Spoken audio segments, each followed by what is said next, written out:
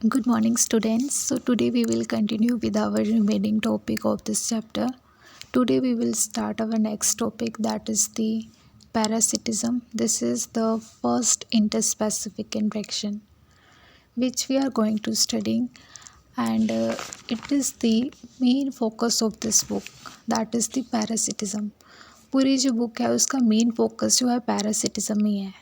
अगर आप एमएससी की बात करोगे तो आपको एक अलग से सब्जेक्ट होगा पैरासाइटोलॉजी, तो उसमें भी पैरासाइट्स पे फोकस होगा मेनली.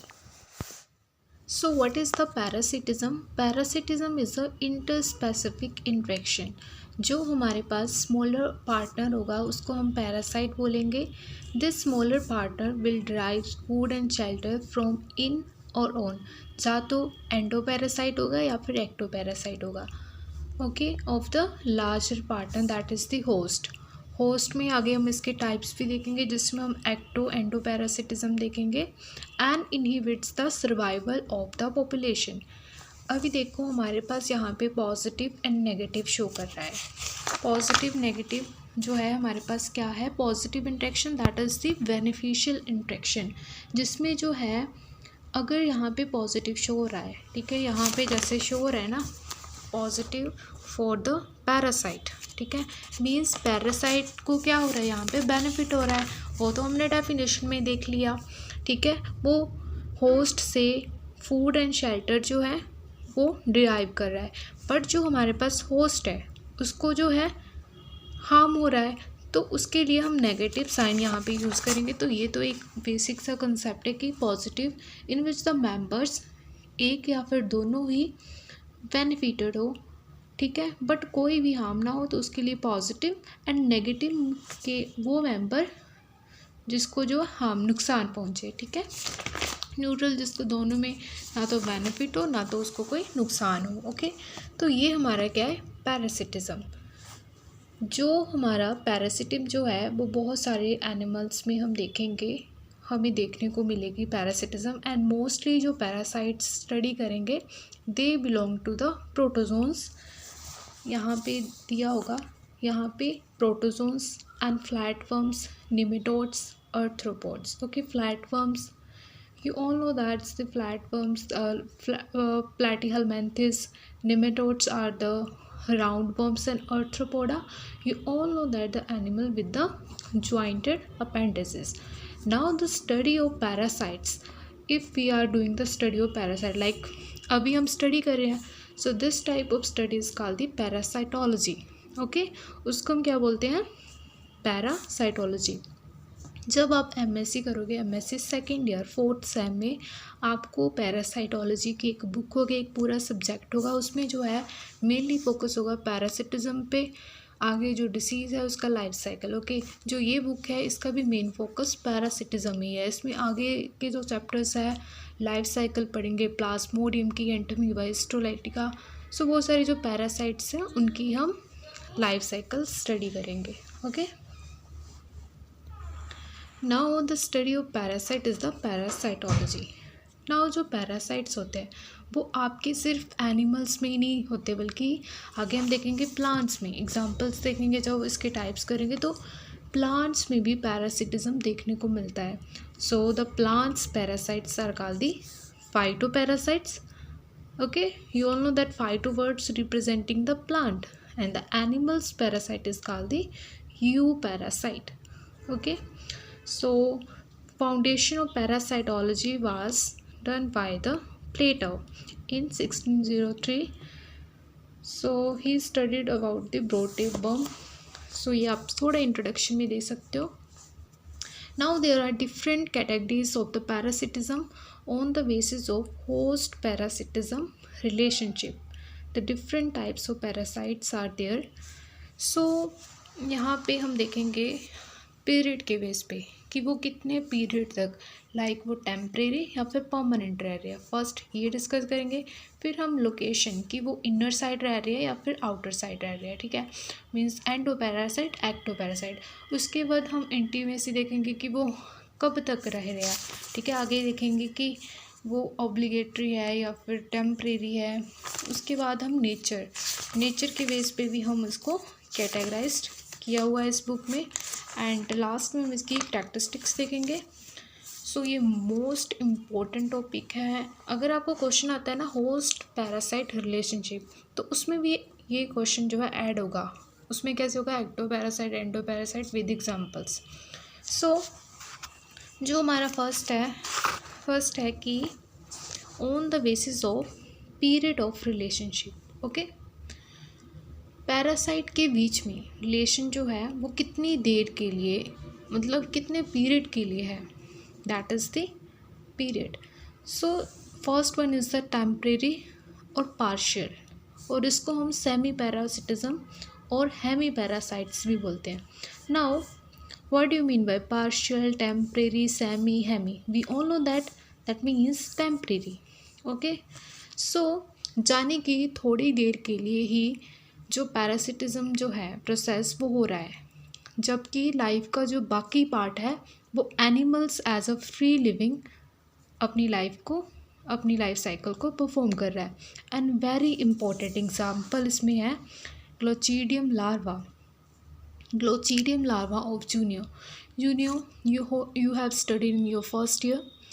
Junio एक आप बोल सकते हैं कि एक बाइवेलिया का शो करता है एंड जूनियो वही है, उसी तरह का एनिमल होता है ये, जिसके बीच में आपको मोती यानी कि पर्ल ऑब्टेन होता है। ठीक है, ये मोलस्का को बिलोंग करता है हमारा glochidium larva. And Unio is a fresh water mussel, Mollusca को बिलोंग करेगा। एंड ये बाई वाल्विया होता है एंड इसके थ्रू ये ऐसा ही हमारे पास ये एनिमल है जिससे कि हमें पर्ल्स ऑब्टेन होता है, मोती। ठीक है, जब हमने एमएससी फर्स्ट ईयर में उसमें हमने पर्ल फॉर्मेशन पढ़ी है, तो उसमें भी हमने जो है ये स्टडी किया हुआ है। ओके, सो ग्लोचिडियम लार्वा, इसको डायग्राम के थ्रू मैंने शॉर्टली जो है यहाँ पे मेरे पास एक साइकिल है, इसकी मैं आपको बता देती हूँ। इसकी साइकिल हम देखेंगे तो थोड़ा वो हो जाएगा है ना। Okay, so this is the life cycle of glochidium larva. Okay, यहाँ से आप देखो ये हमारे पास adult, we all know that adult या फिर मैन या फीमेल होगा। Female produce the gamete ova and sperm produced by the man. Okay, so by the release of gametes यहाँ पे इंटरनल फर्टिलाइजेशन हुई, तो जाइगोट की फॉर्मेशन हुई एंड लास्ट में हमारे पास मार्सूविया दैट इज़ द लार्वा बना। नॉट इन लास्ट में जब इनकी ग्रोथ हुई लार्वा की, तो हमारे पास क्या बना, glochidium larva. Okay, glochidium larva बना। एंड आपको बता दूं ये सारी ग्रोथ हुई ना, internal fertilization, zygote, marsupia and glochidium larva, सारी ग्रोथ किस में हुई, फीमेल में। ठीक है, आप अपनी एग्जांपल देख सकते हो। ठीक है, जैसे हम मदर के स्टमक में डेवलप हुए हैं, ऐसे ही आप इसकी देख सकते हैं कि ये सारी प्रोसेस कहाँ हुई है, फीमेल में। उसके बाद क्या हुआ, ये जो हमारा ग्लोचिडियम लार्वा है आउट होता है, taken out by the female Unio and settle bottom. ठीक है, जब ये बॉटम आ जाएगा नीचे, attach itself to the appropriate fish species. इसको देखो, so this diagram is life cycle बाद में देखते हैं। So this is the diagram of the glochidium larva which has given in us book. So this glochidium larva will settle down in water. It is having the two walls. You have seen that two walls, that is the shell walls.